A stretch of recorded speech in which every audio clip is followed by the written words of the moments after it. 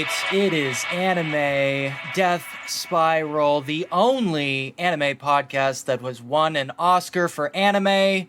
We are back. We are doing our thing where we talk about anime.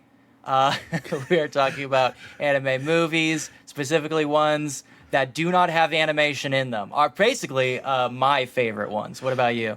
Yeah, that's generally the type of movie that I think that I watch overall. You know, I do watch a fair amount of movies with animation, but I would say the vast majority of films do not have anime in them, let alone like animation. I like striking a nice balance. I think the perfect balance is probably like 20% anime, like 80% non-anime. You know what I mean? Like just a little bit. Okay. When are we going to get the anime equivalent of Who Framed Roger Rabbit, where it's like seamlessly animated 2D with 3D integration? How would you Smash Bros that? Because like Roger Rabbit had all the like the WB characters and like some Disney characters, right? Yeah. Well, that was a big selling point. It was Disney and WB on the same screen for the first time ever. Yeah. So like who would you smash together to bring those titans in? Well, okay, so the obvious starting point, I think, is making it a isekai adaptation, right? Oh, God. And so I think it would be really funny if we had an isekai protagonist gets hit by a bus and gets transferred to a live action, like 3D, like Lord of the Rings, Game of Thrones-esque fantasy world. And he's just like a 2D anime dude walking around in this 3D space interacting with people. Yeah. Sort of like the opposite of the infamous 3D Homer Treehouse of Horror episode. Yeah. I was going more for like a reverse Cool World, but same thing. Yeah, well, like Cool World, it would probably turn out extremely horny. I mean, that's a given. It's an isekai. Yeah. You know what? I watched something that really split the difference recently. I watched that new Ninja Turtles movie. Oh, Which is like 80% anime, like 20% non-anime. couldn't help yourself from putting some money in Seth Rogen's pocket, huh? Look, he's doing good work. He's out there doing good work.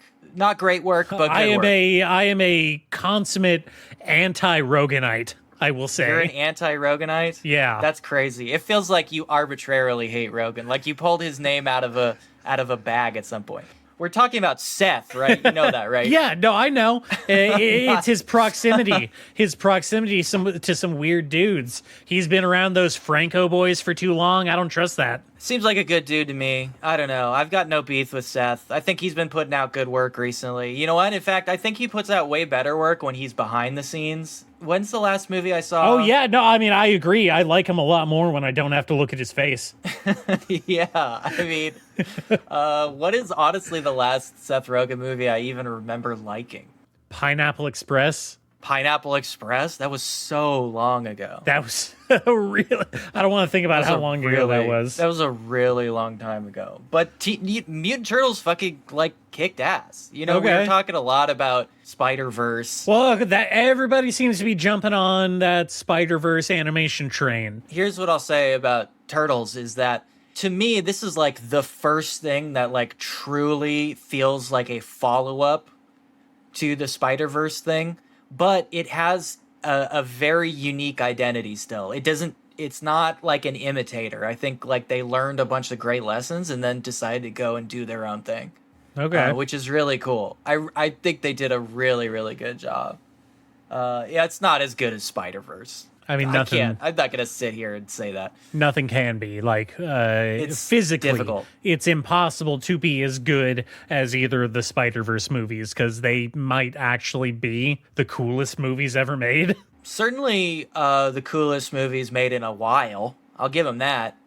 You know, I was a little drunk and listless the other day, and I threw on the Across the Spider-Verse again, third time now, and man, it just goes. It so slaps. hard. It's great. It's really great. I couldn't believe it. Have you watched anything else? Anything else with animation? I have watched stuff with some anime in it.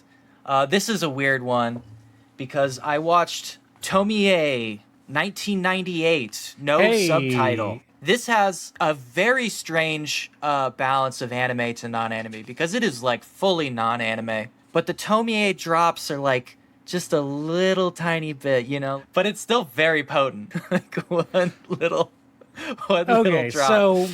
So let's bring up the obvious comparison first. We talked about Tomie Unlimited last episode, or the episode before that. Last episode was One Piece.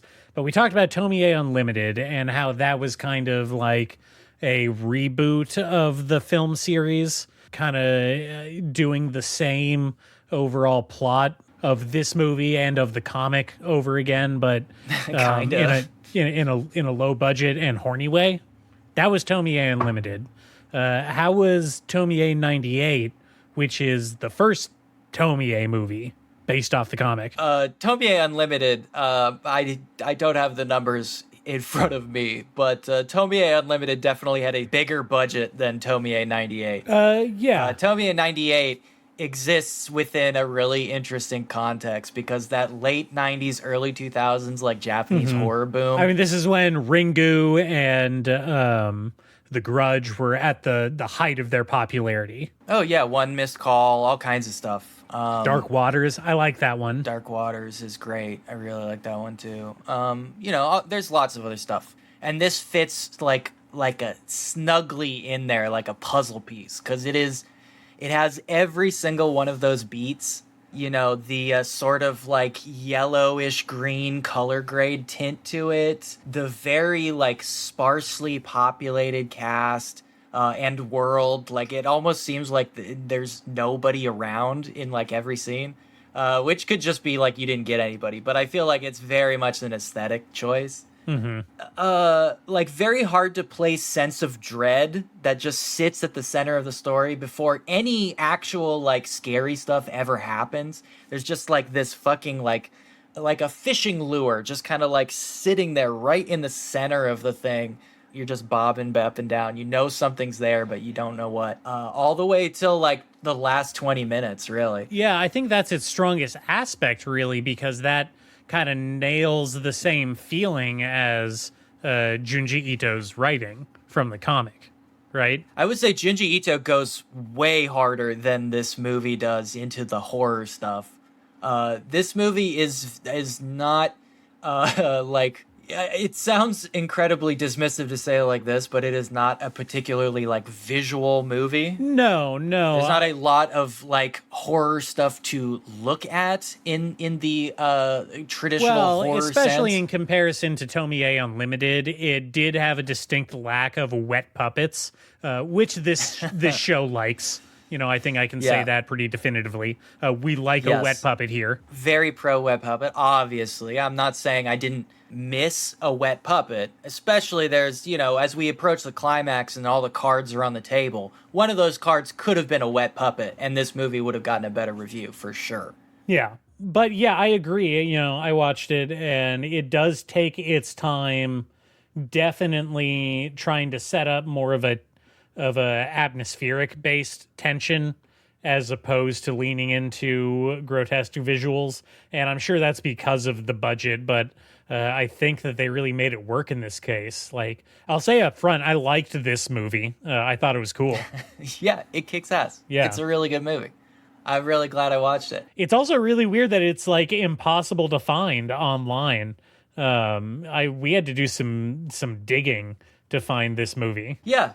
A Japanese-only niche horror movie from the 90s. It's not super surprising, especially when all the follow-ups didn't particularly break out either. I suppose it's just, in my perspective, I feel like Junji Ito has a non-insignificant level of international recognition to his name at this point. Now, yeah. Now. And so it's weird, when authors tend to get like a late career, like big come up like he has. I mean, he's always been in the background. The Junji Ito comics have always been kind of like tangential to like creepypasta, like postings online. That's your touchstone, the creepypasta? I mean, that's the first creepypasta threads were the first place that I learned about Junji Ito, as a creator. Yeah. Wow. You know, the first time I read The Secret of Amigara Fault was in a fucking 4chan thread. Wow. Yeah. What a reveal. That's some lore for you people. Yeah. I think the first time I heard of Junji Ito was like when I was very young. I, for some reason, managed to get my hands on an old Kendaichi Files volume. And it was like part of the, hey, if you like Kendaichi Files, there's like a bunch of like horror themed like manga out there for you to explore. And Junji Ito is, of course, topping that list. Pretty great, though no detectives in most of his work. A distinct flaw in his catalog for sure. You know, one of the things in this movie, the big adaptational change, is they throw in a sad sack detective. Yeah. I mean, I love a sad sack detective. Best part of any story, if you ask me. He was unfortunately a load-bearing sad sack detective. He kind of shows up halfway through the movie to be like, here's what's happening, and here's everything that's going to happen, and also here's all the backstory you need. You know, not my favorite choice in any movie. I don't know. Sometimes I prefer it that way. You know, just get you like that? All of the exposition out of the way in one chunk, and then you can just look at the images for the rest of the movie. It's nice to meet you. I'm here to explain the movie. See, what I liked about him and the movie in general was like watching people smoke. Like that was very enjoyable to me. That's like one of those things in movies now where that like instantly dates like what time period the movie takes place in. Yeah. Like having a flip phone, right? It's like, does everybody smoke? Is everybody wearing a hat outside? Yes. Does everybody have a flip phone? Yeah. Yes, it is definitely one of those cultural delineators. Like, when you see somebody light up a cigarette, like, on a plane, you're like, oh, I know exactly where I am in time. Or, because that's some wild shit. The one I always think of is that, you know, the famous episode of Twilight Zone with Shatner, with the gremlin on the wing, and the fucking, flight attendant comes out. He's like, "Hey, do you want some drugs to help you go to fucking go to sleep, you crazy person?" Yes, that sounds great. You're like, "Yeah, are you a doctor? Can you just give me those?" Like, yeah, there's no rules. The stewardess is like, "Hey, you want some lewds?" Fuck yeah, dude. Hell yeah. But yeah, everybody smoking in Tomie was a big I liked seeing that as well. Yeah, I know that's bad. You're not supposed to say that anymore. No, actually, I'm going to definitively say, like, hey, kids, smoking is cool and you should do it. Smoking is cool and you should do it. That's the official stance of this podcast. We are a pro-smoking podcast. Like, it's a no-brainer. It just makes you look cooler. Yeah, since I quit, I can only really enjoy cigarettes by, like, smelling other people like smoking them on the corner or whatever. It's like the only way I can enjoy it anymore.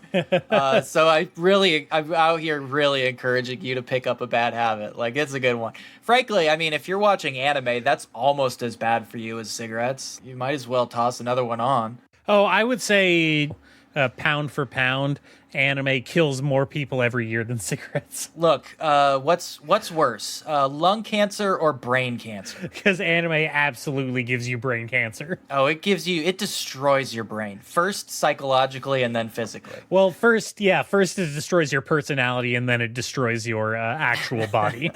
You know, that reminds me, one thing I really don't like, and I know this is something it shares with the source material and the Tomie Unlimited, is, and this is not even limited to that, I've seen this in a bunch of horror movies, but there is an attempt where the weirdness kind of reaches a climax, as they do in all horror movies, you have to, and they decide to go with, first of all, I don't know if you noticed this, but there's 2 endings to this movie. They just slapped on a second one. I guess if it was in the version that I watched, which it had to have been the same one that you did, I didn't notice when they transitioned from one ending to the next. Oh yeah, it was very smooth for you. Yeah. You know what I did like though? What? Not showing Tomie's face the entire movie was so good. I noticed that too. Such a good job. It took me a while to get that they were doing a bit, but once I noticed it, it really clicked for me. Yeah, I thought that was awesome. Great gag. Really great gag. It's exactly the kind of choice like I don't think a bigger budgeted movie would have gone for. You know what I mean? Yeah. And that is not to say that they don't show her, but it's a lot of like back of head shots, obscured in shadow, hair like in front of her face kind of thing. Yeah. Obviously, it's a very directed take visually to have. I liked it a lot. Yeah, it kicks ass. Tomie 98, this is a solid adaptation. This is a good-ass anime adaptation. It's crazy because I feel like I get the impression that Junji Ito was not, he doesn't really back this one. That's why it hasn't gotten, like, a lot of reprint. Good. He shouldn't have anything to do with any of this shit. Like, these should exist independently of him, and that's the strength of Tomie 98, is it does not need Junji Ito to be an interesting and cool movie. Well, yeah, I guess we should bring up that Tomie 98 is a adaptation of Tomie in concept, but it's not like a direct adaptation of the story from the first comic. It's like its own thing. It's telling its own story. Yes. Well, we don't need to drive it into the ground, but we have talked about it a lot. Like, that is the objectively correct way to make these movies. I mean, yeah. For the most part. Unless your name's Takashi Miike, then you can do, you can do whatever the fuck you want. Yeah, you've earned it. Yeah. You know what? I watched more than Tomie, though. I watched a couple of these motherfuckers. Okay, you're plowing right ahead with these anime live action adaptations. Yeah. Well, you told me you didn't watch any other. You've been a lazy boy. I've been a little lazy boy. I gotta fess up to that. No lying there. You haven't done any of your homework. You've been playing video games. I did watch Tomie.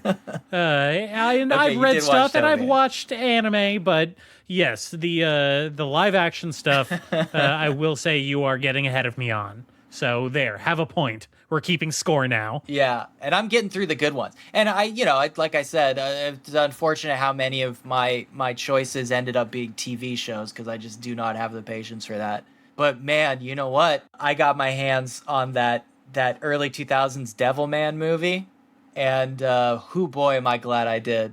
I am so happy I ended up watching it because I was really on the fence about it. You see, I looked up the Devilman movie. Well, okay, so the only thing that I know about the Devilman live-action movie is that it is, like, at or near the top of almost every bad live-action adaptation list. Yes, fools. Fools all.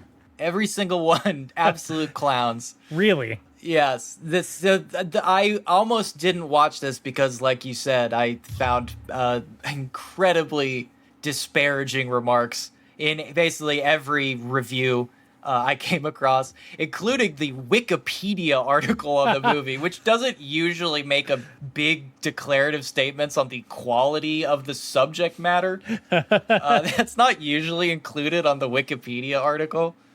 But this one was like, yeah, this movie is the worst Japanese movie ever made. It's like, holy shit. Okay, dude. so despite its status as a classic, I am woefully unknowledgeable on Devilman as a whole. So maybe you could fill me in. Yes, your disknowledgeability on Devilman is quite shameful to this podcast, I have to say. No excuses. Devilman is, of course, the most famous character from Go Nagai. He's been doing it from 78 onwards, I think. I think so. I think 78. Devilman is very old. It's like definitely OG shit. And of course, in that sense, much like a lot of OG manga stuff that has just plowed through the cultural imaginary, it has been reincarnated many, many times. I think most recent one, obviously, being Devilman Crybaby, which is maybe one of the best anime ever made? Maybe? Not sure. I think so, though. I think so. Just incredible work. My man, Masaki Yuasa, making another appearance. What's up? Big ups to him. This is Yet another entry in the Devilman saga, the 2004 attempt at a live action, which probably honestly killed off any further attempts. I don't think they've ever tried again. From what I can surmise, this was a pretty cynical cash grab. The director had made a few manga adaptations before that, but they were more like young delinquent anime type shit, and a baseball one, I think. So kind of more grounded stories, you know? Uh-huh. And then he's coming into this, and it's 2004, and you're trying to make a special effects heavy movie in 2004. People are coming at you with these like newfangled CGI rigs and all this shit. And I feel like he felt a little pressure to do some stuff that was outside of his comfort zone. Also, because I figured this because also like producers forced a bunch of like teen idols on him. So there are basically no real actors in the whole movie. They're all these like, pop teen idol guys. Oh no. Yeah. And I know very little about the idol scene. So I don't know if these guys were like, I don't know, singers or I don't even know what else they do. Like magazine models. How do dudes become pop idols? It's the pipeline, a model, singer to TV actor to movie star. It's a very streamlined process.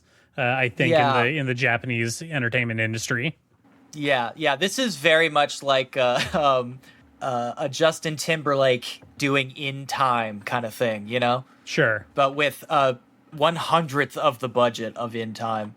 I kind of like In Time. I gotta say, I'm ragging on it, but I actually kind of like that. Movie. In Time is one of those ones where it's like it's a classic, like a Twilight Zone premise, right? Yes. But extraordinarily blunt. Yeah, but like but no given subtlety. a way too big budget and put in like a modern sensibility that just doesn't mesh with the very blunt classic sci-fi-ness of the premise itself. Yeah. It had a very interesting attempt at like a weird aesthetic that I don't see very often, which is like the Shining City science fiction aesthetic combined with like the 20s Art Deco thing, kind of like just smashed together with no sense, which I kind of liked. It looked like shit, but I liked the idea of it. Okay, try and imagine it then in black and white, and everybody's wearing suits,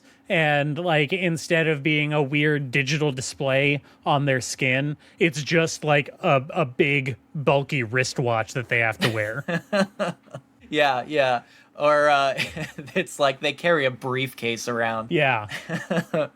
But that is not Devilman. Devilman has basically, like I said, no acting talent. So our main two characters whose emotional relationship is the core of Devilman. Mm-hmm. We've got these two coming of age boys. One of them is like kind of your classic shonen hero of justice, right?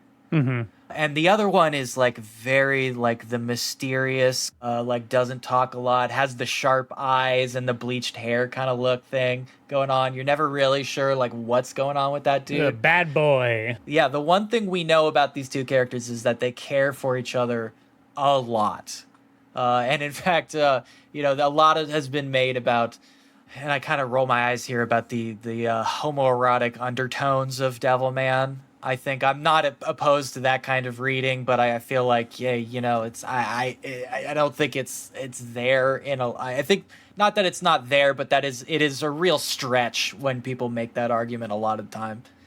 They're two boys and they have strong friendship. Okay, we'll leave it for this movie alone. We'll leave it at that. They share a connection. Yes. Now, unfortunately, devils happen. Oh, every time. Not a good thing. Yeah. You see, White Hair Boy's dad, he accidentally drilled a hole so deep that it hit the devil layer of sedimentary earth, and all the devils slipped out. Now, this is bad for humans. because devils don't like humans. Yeah, no, it's kind Yeah. of comes with the job description. Yeah, yeah. Unfortunately for the devils, they need to possess humans to be alive. Okay. So, the first thing we get in the movie basically is a big ol' CGI sperm wriggling its way into our main character's body Huh? to turn him into Devilman, who is Wow. a devil man. So touchstone number one for me, big point number one. The devils start off as big sperms. This is not subtle. I am not making some kind of interpretive leap here. They are literally big sperms, which you might feel is a mistake, but I can assure you, it rules. It kicks ass. It's fucking awesome. It's so good. Humans everywhere. They're getting impregnated by devils. This is the future liberals want. Genderless impregnation. It's fantastic. It really kicks ass. And this brings us to, I think, the first contention that people have with the Devilman movie, and that is bad CGI. Uh-huh. And they're not wrong. It is bad CGI. I mean, But it is a very specific bad CGI. so we are in to an age currently of CGI starting to look pretty good overall. Would you agree? I feel like we've tipped the scale, at least. I think there has always been good examples of CGI. It's just that people need to make the correct implementations of it. I think that's my serious opinion. Okay. Well, fair enough, but I think that still fits into what I'm trying to say, and that we've moved into this area where we're getting better at it. We're progressively getting. What you're driving at is that good CGI is cheap to implement now.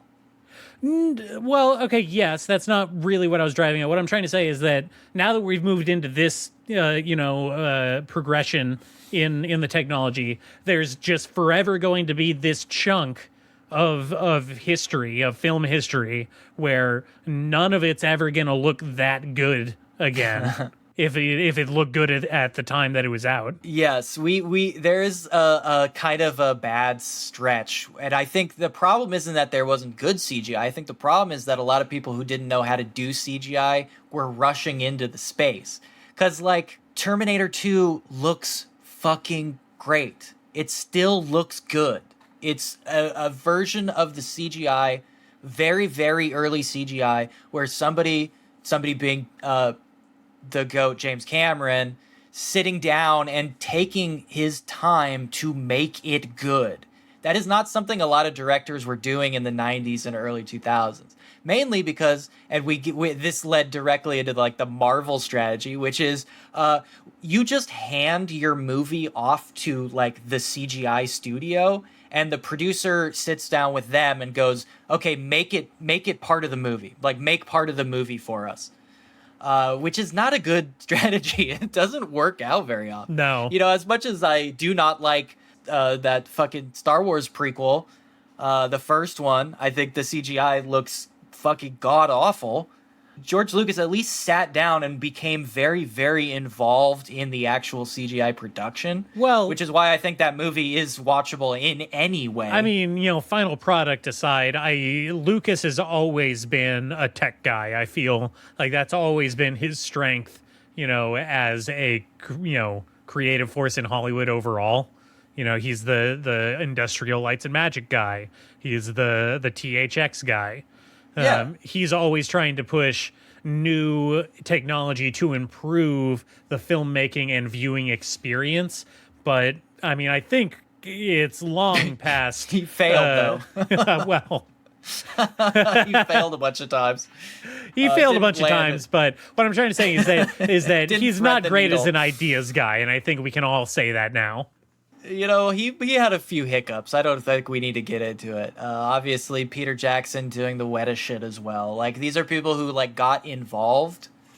Actually, the Weta stuff is a perfect example, because Weta stuff was happening around the same time, I think, like, 2004. We were into Lord of the Rings already, and Lord of the Rings looks great. It looks great. Bro, It still looks great. 2004, we were out of Lord of the Rings already. Yeah, I know, right? And Lord of the Rings looks good. It does. Well, again, a vast majority of Lord of the Rings was practical effects still. Yeah, but remember they did all that. I mean, remember the big reveal about, oh, we built this technology to show 1 million orcs running around. Yeah. Yeah. So that's the context we're in for Devilman 2004. Yeah. And the director is obviously very uncomfortable. He is on the other side of this CGI thing where he's not very comfortable with implementing CGI. So it clearly, like, when the CGI stuff kicks in, it really feels like another movie happened and just got, like, layered on top of this one. The problem being, not the problem, the interesting thing to note there is that movie also kicks ass, like, in a completely different way. The CGI is unlike anything you will ever see again now, because it is so experimental and weird that it was, like, it predates, like, the solidification of, like, technique, you know, and artistry. Like, Okay. these guys were just fucking around. They were just fucking around. We can make the computer do what? It really is. It's fucking insane. And the fact that they layer the CGI on top of some truly demented physical, like, appliques that the actors have to wear occasionally is just so perfect. It is amazing. Is it doing, for the costumes, is it doing like a tokusatsu thing? Are they doing like big like mannequin heads and stuff, or how does it look? Well, here's the thing. Devilman is a man who is a devil. Yo! Yeah. So shit. There's a lot of man still involved. He's just like me for real. Yeah, and in fact, he's like shirtless all the time. That's part of the deal of being a Devilman. So these are mostly prosthetics glued directly to, like, his chest and shoulders. That's what we're dealing with. Okay. A couple of face things, but it's very light on the face stuff. And in fact, as the movie goes along, you clearly see that they kind of gave up on, like, doing any special effects for the demons. A lot of the demons are just dudes running around, shooting people or, like, stabbing them or whatever. I think occasionally they, like, color their eyes yellow, but it does not happen very often. Mm-hmm. There's one devil lady that he fights pretty early on in the movie, and they gave her big angel wings, which is great, and they don't look particularly great, but it's a fun visual. But otherwise, yeah, not a lot. Most of it is spent evolving him, doing his digivolution into Devilman. Into Devilman. Yeah. But, and here's an interesting thing. It's unfortunate that in pure statistics, this only accounts for, like, maybe 4 frames, literally 4 frames of the entire movie. But there is a thing where when Devilman gives the death blow to his enemies, they will flash on a manga panel of him doing it. Oh. When the strike hits, like it's a freeze frame in a video game, like an impact freeze frame. And it is one of the coolest fucking things I have ever seen in an anime adaptation. Literally, this is incredible. And I've never seen it in another anime adaptation. I don't think. Let me think about that real quick. Okay, well, the first thing that comes straight to mind is that bit in the first episode of Fooly Cooly, where it goes into just a camera panning through different manga panels of what's happening. Sure, not really the same thing. I know it's not the same thing, but that's like the first image that flashed my head. But I think that's really cool. And I don't know if this is intentional or not, but I think it's a really fun commentary on, like, the nature of adapting a manga into live action. Like, that is the purest form that you can do, is just putting a panel on the screen, right? I mean, yeah, it's really fucking great. And it is just a beautiful, awesome idea that just comes out of nowhere. And then suddenly you're like, wow, this is cool. The first time it happened literally changed my mind about the entire movie. Like, I was kind of with the haters for a while.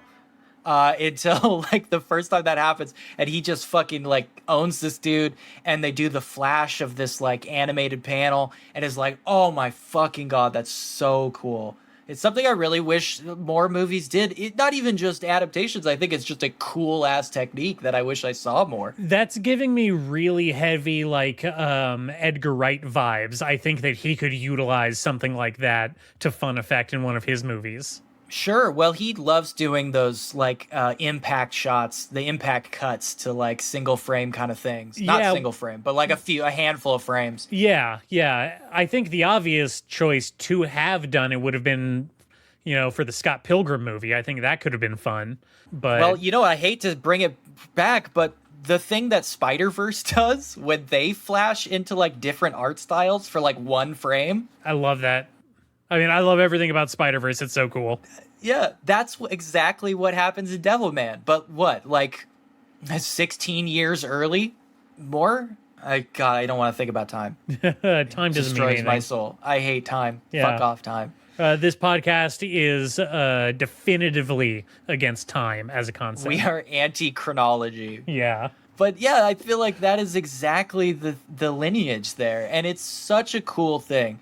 And as we progress here, I think it isn't a sort of interesting take on Devilman. It's hard to compress Devilman into this ended up being 2 hours. I wish it wasn't so fucking long. But it's hard to compress, an entire history of this legendary manga into 2 hours. I get it. And obviously, like I said, it doesn't help that there's basically no actors in the thing. Acting is not a concern for this director at this point. He really gave up early, you can tell. Stop giving lines. But the sheer insanity of it is great. Just no caveats, just great. Honestly, if this movie came out and somebody said, "Oh, this is like a trauma production," it would be legendary. No one would have ever shit on it. They would have been like, "This is fantastic stuff. This is like really good work." But it happened to be this big hyped property, that had all this marketing writing on it and had like these, pop idol stars and had all this attention, and it wasn't what people were expecting. So obviously it gets shit on, which sucks. And I'm a massive hater. I have a lot of sympathy for the haters, honestly. Haters, I'm with you. I love hating on shit, especially this kind of thing. But this is not one. I mean, it is a lot more fun than liking hating on shit is honestly a lot of fun. If you haven't tried it, give it a shot. It's great. But this is not one. This is good. I am a lover, not a hater on Devilman 2004. It fucking kicks ass. All right. Go watch this movie. Well, shit. Okay. You want to take a break here and come back? We can talk about some anime? Sure. We got 2 positive reviews in of anime and manga adaptations. Isn't that crazy? Did you even think that there were 2 good ones before? I don't think that they even knew. How could they have possibly known without us? Now you know. Okay. You're welcome. Let's take a break.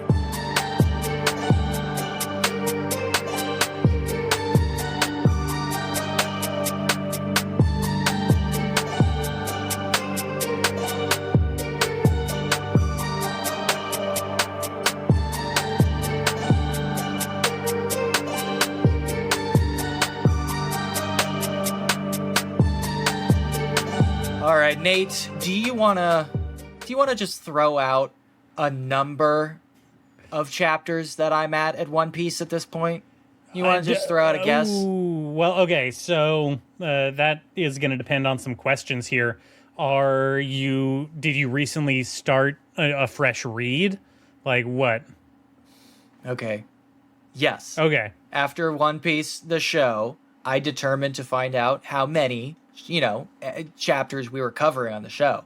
Uh-huh. And that kind of just, unfortunately, snowballed into me just reading One Piece again. Okay. All right. I'm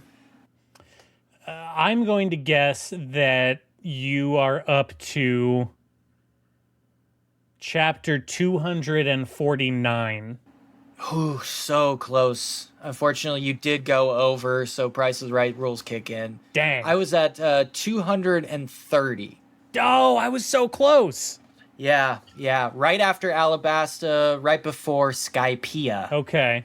I don't know what any of those words mean. Yeah. You don't know shit, so that doesn't mean anything to you. But for those in the know, you know. If you know, you know. Skypiea coming up. If you know, you know. Yeah, Skypiea does have one of the greatest gags in the climax. It's one of those things where it's, Skypiea takes a very long time. And obviously 230 chapters, we've taken a very long time to get there. And the entire time, this gag has kind of been sitting directly in front of you, like just under your nose, and pays off very, very well at the end of Skypiea. I'm very excited for that. That's something like I said, we're probably not going to get a season 3 of One Piece, even if they make season 2, purely for financial reasons, not even cultural stuff. But it's only bleeding cultural credit, if not actual hard cash at this point. Honestly, I feel like the more people have the opportunity, like as the strike goes on, like the more people have the opportunity to go and be like, oh, well, I wonder what this One Piece thing is all about. I'm going to check out the anime or the comic. I think more and more people are going to get soured on the entire thing. Well, Netflix did just announce that starting October 1st, they are getting the One Piece anime on there. I have to say, the One Piece anime really does not pick up visual-wise for a long, long time. That's, understandable. I wonder if there was like a studio switch that happened at some point. There has to have been, right? I think it just went from, it took a very long time to get there, but it went from Saturday morning cartoon budget to prestige anime budget over the course of a decade, So that's where the growth came from. See, my experience with One Piece, as we've been over, is rooted in the 4Kids dub that played on Fox Kids on Saturday mornings. Yes. Which was a even more hyper-realized version of that Saturday morning cartoon aspect that you're talking about. Yeah. So it's bizarre to me. In my circle growing up, One Piece was always the least talked about show next to Pokemon or Dragon Ball Z. Or even fucking Yu-Gi-Oh, right? Sure, yeah. And now One Piece is a huge fucking cultural phenomenon, dominating, casting an oppressive shadow over all of anime. Yes. Well, it's more like you became aware of it. Yeah. It dawned on you. It dawned on so many of us that One Piece is actually bigger than anything we could accomplish in our tiny lives. Oh, yeah. Easily. Oda is the Stephen King of manga. If Stephen King just wrote one thing for 25 years. Hey, hey, whoa, hey. I don't know, man. Gee. But this isn't about that. This is about manga.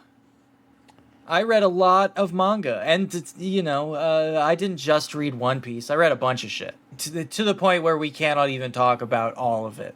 I know that. Okay, you've been hounding me over this growing list you've had of stuff that you've read, and it's just been getting longer since we've been talking about the live action stuff. So maybe we should take a moment to knock some of these out. Yeah, I really want to clear out the backlog because it's getting to the point where stuff is so old now that I'm forgetting what I liked about it. All right, well, pick something. Pick something off this list here. Let's talk about it. Well, you actually took a recommendation for once, even though I didn't tell you to. I took several recommendations. Yeah, we can talk about the ones that you actually read. Okay. You read a little bit of How Do We Relationship, which is one that I read a bunch of. I actually started and just blew through so many chapters in one sitting. I can definitely see why. I'm 6 or 7 chapters in, and it's definitely got me hooked. I wanna dive into this, way more. But what drew you to it? Well, it's not a particularly unique premise, right? But we've probably mentioned this a couple times before. Has the incredible hook to be not about high school kids. These are about college kids, which is maybe a small difference, but man, it's refreshing. Yeah, no, breath I of would fresh actually air. say that is a big difference. It is absolutely refreshing that I can relate to these adult characters on some level. They are closer to adults than children in the manga space. I appreciate that. Oh, these are like college kids. That's interesting. That's a more fruitful avenue to explore romances, because honestly, like high school romances, as much as like they're dominant in the manga space, are kind of, I don't want to sound like, overly cynical, but hey, high school relationships, they're like not real. They're like really not real. They are like training wheel shit. For the vast Many majority authors of have people. talked about it before, but anything about like youths or high school students and their relationships and their development is only ever really written about in hindsight from old people like pining Yes, for the past. it is a person romanticizing, capital R, a period of their life, and specifically like romance itself, right? Yeah. Relationships itself, love itself. And I feel like that's harder to do when you are talking about close adults, almost adults who are almost adults. Yeah. Well, okay, so high school romances, they're always, they're big, sweeping, shallow generalizations of complex issues that Yes. people experience in real relationships. Sure. And I think that what you're trying to say, and one of the things that drew me to How Do We Relationship, is that this is in fact a much more grounded and relatable emotional take on starting a new relationship, what it means to kind of crush on somebody, as like seriously, like looking for a relationship versus the ideal of a relationship that high schoolers know. Well, we are not like romance manga haters. Obviously, this is basically 99% of what Nate reads, and it's probably 50% of what I read. Listen, the only hating going on with romance manga is towards myself. Yeah, from obviously. myself. I mean, it's just that it's that thing, right? It's so Yeah. cliched to even point it out, but it's like teenage romances are fantasy because like everyone's emotions are extraordinarily volatile, and you're not even really like a human being yet. You're still like a little gremlin. But How Do We Relationship, as the title suggests, is about like how do you like do it? How does the next part happen where you have to, talk to each other every day and work on like problems that you have with each other that crop up in a traditional relationship? How do you deal with not even like the big sweeping heartbreaks of romance, but like the little annoying things? How do you do that? It's not something that is particularly, again, like talking the big capital R romantic. That's just stuff that happens in like a realistic love life. Yeah. And those are the kinds of things that How Do We Relationship is really more interested in, is like the complex, messy feelings of an actual like closer to adult relationship. And we haven't mentioned it, but this is about, a modern lesbian who has never had a real relationship before, and she's trying to also, on top of like all the other shit, is trying to navigate coming out and having a semi-public open relationship with her girlfriend. Yeah, this one actually addresses more of like the homophobia that they're afraid of and sometimes experience. Well, I feel like Yuri as a genre leans much more heavily into that romanticized high school version of things. It's high fantasy, and in those fantasies, homophobia often like just doesn't exist. Yeah. And it very much is in How Do We Relationship. Was again, it's one of the things I appreciate about it. Yeah. I brought up earlier that I think one of the things that threw me off, though, is that compared to Western fiction about like being gay in the modern world, there is much less of a omnipresent threat of like imminent violence to these characters? I mean, I would say that it definitely evolves on that front. I'm very early on, way less than you, so you probably have some more context than I do, but... Yes, I think it definitely explores many different dimensions of that, and like how homophobia affects their relationship and our main character's relationship to their family and the world in general. I do think there is a very funny thing where like the character reminisces about like how did she figure out she was gay, and there's a flashback in the more traditional sense where she's like trying to grapple with her feelings for this female classmate she knows. But there's also just one really great scene where she's watching a quote-unquote Western drama, which is just like a CW like high school show. And like there's two gay girls on the show and they kiss. And she just looks at the TV and goes, "Oh, that's it. I'm gay. Oh, shit." Which is really great. It was that simple. Yeah, it's really Oh, wait, great. I'm that thing that they're doing. Oh, that's what I've been feeling. Oh, it's that one. But man, as an attempt at like a very much more adult romance angle and a more, I don't want to say realistic because again, like stepping out of my lane as a straight dude, but like I feel more realistic attempt at portraying like a messy lesbian romance in that context. It's like fucking, it was great. It's like a edge of your seat shit too, because it goes places. It does not shy away from getting very messy. And the characters are just incredible. They're really, really endearing, and there's a good spread of them as well. Mm-hmm. And they don't treat them like just archetypes to like bounce our main characters off of. It's a really good comic. It's very well rounded. It's got good shit in it. I liked it. I always appreciate when something is good. I guess I like it when it's good. Yeah, I like it when it's good. Sometimes I like it when it's bad, but most of the time I like it when it's good. Let's talk about this one about the fake marriage gambit, Hotaru no Yomeiri. Hotaru no Yomeiri. God, I hope that's that's probably not even close. I like this one too. I think this is a good one. I don't know how you did it, but you picked ones that I actually liked. This one's a little fluffier. This is definitely full fantasy shit.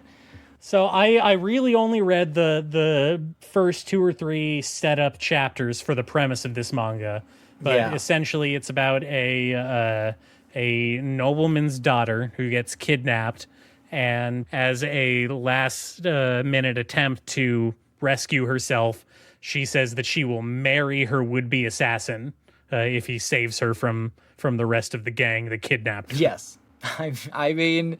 She doesn't have that much going on in her life, so... Well, okay, so I think the flavor that was a great choice to add to this whole premise was that she allegedly has some kind of terminal heart defect, and she is not expected to live very much longer in her life. Yeah. Yes, if you want to get into thematics of this kind of very goofy, like non-serious comic, yes, the idea that these are two characters who have uncertain futures because they live close to death all the time is the main thematic thrust of this very goofy, non-serious comic. Does it? Okay, so maybe I haven't gotten to that part because... it is definitely, to me, taking itself very seriously so far. No, it is a goofy romantic comedy. Okay. It has a guy who cuts people in half sometimes, but it is a goofy romantic comedy. I particularly like how our romantic male lead is supposed to be a scary assassin type. Yeah, he's a badass assassin, a legendary they call him. Yeah, he is portrayed on the more kind of like airheaded freak psycho than the like steely-eyed trained killer kind. Well, he's doing the here I go killing again. Yeah, he's a little ditzy. He's like you can never tell how serious he is about this, but he comes across as like a fantasy romantic. And so she plays him off that he is this goofy fantasy romantic, constantly on the edge of like, does he actually believe that? Does he actually believe she's going to marry him? Or is he just having a lark? Or is he kind of playing around with this because like he's trying to figure out his feelings about this whole situation? But yes, it plays mostly in the like goofy romantic comedy mode, and it's good at it. I really like it. It's lighthearted, it's goofy, it's fun, and it has some good human chopping. Okay, now the only thing I'm concerned about is when you say it's goofy, does it go off the rails with like, does it lean into the like battle shit or anything? There's not that many battles, no. Okay, I hate to say it, but manga could use a little less action in it, a little less violence, a little less fighting. Well, sure. If you have a character whose entire thing is like the looming presence of imminent violence, and then he just does violence all the time, that like the potency of that threat of violence is obviously completely numbed. Yeah. So it's much better that he does not kill people in every chapter. But every once in a while, he gets that store wet. I mean, I'm not opposed to that. I did like it when he killed those rapists in the first chapter. I thought that was a real cool thing to do. You know what? Yeah, isn't that is they talk about save the cat, and kick the dog. Uh-huh. But it really is kill the rapist. Like that is the truest, purest form of that exact idea. If we need to care about a character, no matter how loathsome they are, introduce him killing a sex offender. If you just have him kill a rapist, then we're gonna be on their side like pretty fast. I can't argue with that. I can't think of a single example to counter that. Script writers hate this one weird trick. I mean, and that's the kind of trope that they lean on occasionally in this story, which I think kind of prevents it from aspiring to something more interesting than it is. But I still like it. I still think it's fun. And the art's pretty good. Do they get together in the end? Wait, no, don't spoil it for me. I want to find out naturally. Well, they get together in the beginning. Yeah, but is it true love? That's what I want to know. Well, what does that even mean, Nate? I mean, what does that even mean, really? Okay, you read one more. I read one more, and I don't know how much I can say about this because I only read a few chapters, and I liked it. This is Toumei Otoko no Ningen Onna, which is, I don't know the actual translation of that. Something about being human. Yeah. I know a word. It's something about being Ningen. Ningen. I know that word. Yeah. I can recognize one word in Japanese. It's Ningen. So this is kind of like a cutesy short form chapter comic. The chapters are like 10, 11 pages at most, I think. Yeah.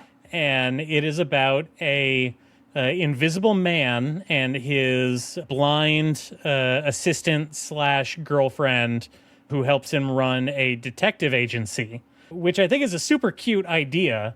And like we talked about a little while ago, the pairing of having an invisible guy dating a blind girl, I really love that. I think that's really cool. And they address it straight up, I think, in the first or second chapter, where, to her, his ability to be invisible doesn't mean anything. Yeah. And they kind of demonstrate this. They have a whole thing where she can, of the people that work in their detective office, she can always tell whether he's there or not, because she can smell him, or she can just kind of, sense his presence in the room, which I think is really cute. It is very cute little romance about like two puzzle pieces finding each other, right? Yeah. Yeah, it's very nice. The art is gorgeous. It's goofy and lighthearted, and it continues to evolve in interesting ways, even if it never picks up any kind of narrative weight. It's still like it's still a fun read. Yeah, it's very fun, very cute. I really like the art style. It has kind of like this loose, sketchy style to the actual line drawing, and then everything is kind of imposed over kind of like muted monochromatic backgrounds. I think it gives it kind of kind of like that webtoon manhwa look almost. I think it's very much in that style. Yeah, I can see it. Yeah, a little bit of that. You know what I really like about it? Maybe my favorite thing about it? What? He never spies on a women's bath. That's so cool. That's really cool. So fucking, every time this comes up, I'm like, please don't. And he doesn't. Well, I mean, he's just a general good guy, overall. He's a snappy dresser. He's punctual. He's brave. He's humble. He's considerate.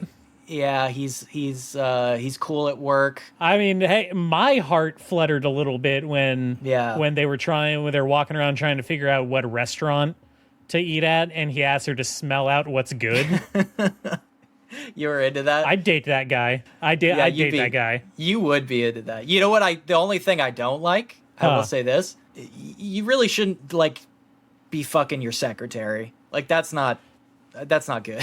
No, and that doesn't just apply to this. That kind of is a dynamic that pops up in a lot of anime. It's fucking your boss. It's not good. It's not a good thing. I do not endorse that.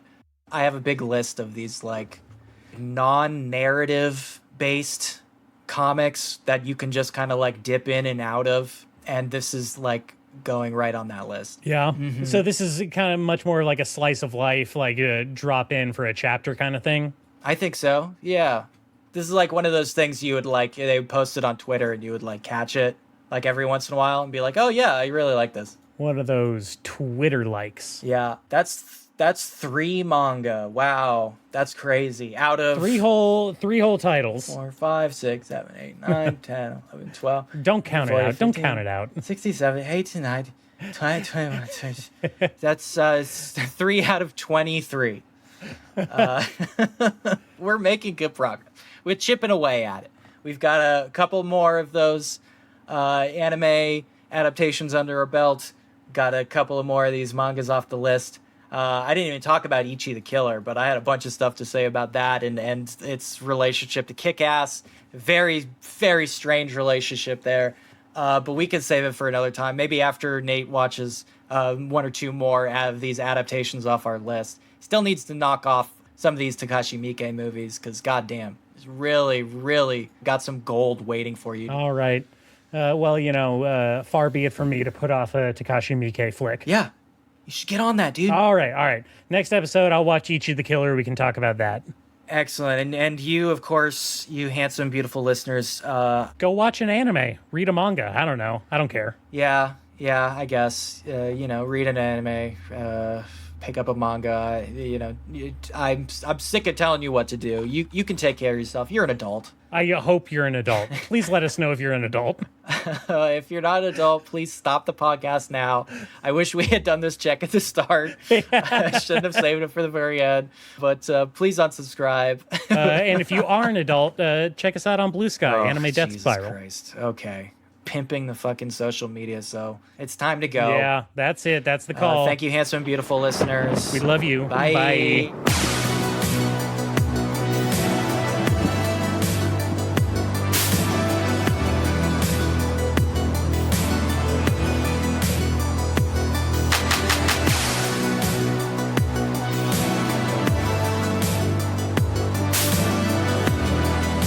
I know Lance Henriksen has definitely been manga-fied at some point.